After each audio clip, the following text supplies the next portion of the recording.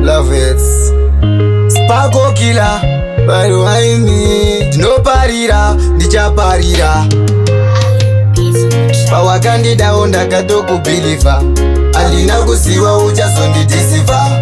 Chawaindidira ndarama nesirivha, ndichikaya zverudo izvo utori iva. Uri kundichita iwe, uri kundivharira kunze.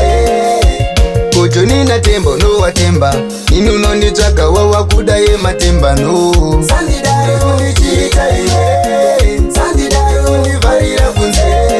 Handina naro inalindo nowatemba, inu nonditsvaga zvekulojiwai.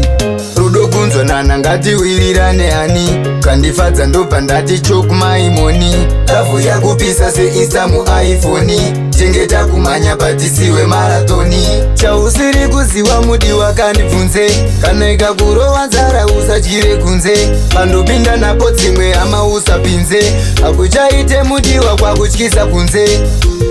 Uri kundichita iwe, uri kundivharira kunze. Kocho nina tembo nowatemba, inu nonditsvaga wawakuda yematemba no. Sandidare kundichita iwe, sandidare kundivharira kunze. Handina naro inalindo nowatemba, inu nonditsvaga zvekulojiwai. Ndezverudo here kana tiri pamagemu, dzimwe nguva ndinombozvibvunza aukamu. Kozi ndini ndawa source of income, munongoda zvinotapira sesanjemu. Pawakandidawo ndakatokubhilivha, handina kuziva uchazondidhisiva.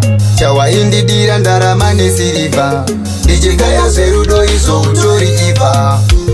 Uri kundichita iwe, uri kundivharira kunze.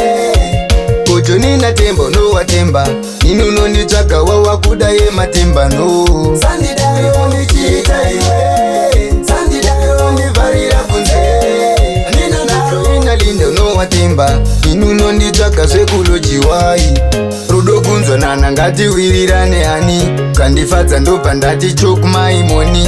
Ravhu yakupisa seisa muiphone, chengeta kumhanya patisiwe maratoni.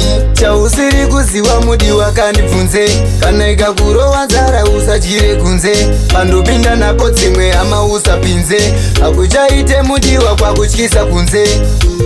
Uri kundichita iwe, uri kundivharira kunze. Kocho nina tembo nowatemba, inu nonditsvaga wawakuda yematemba no. Sandidare kundichita iwe, sandidare kundivharira kunze. Handina naro inalindo nowatemba, inu nonditsvaga zvekulojiwai.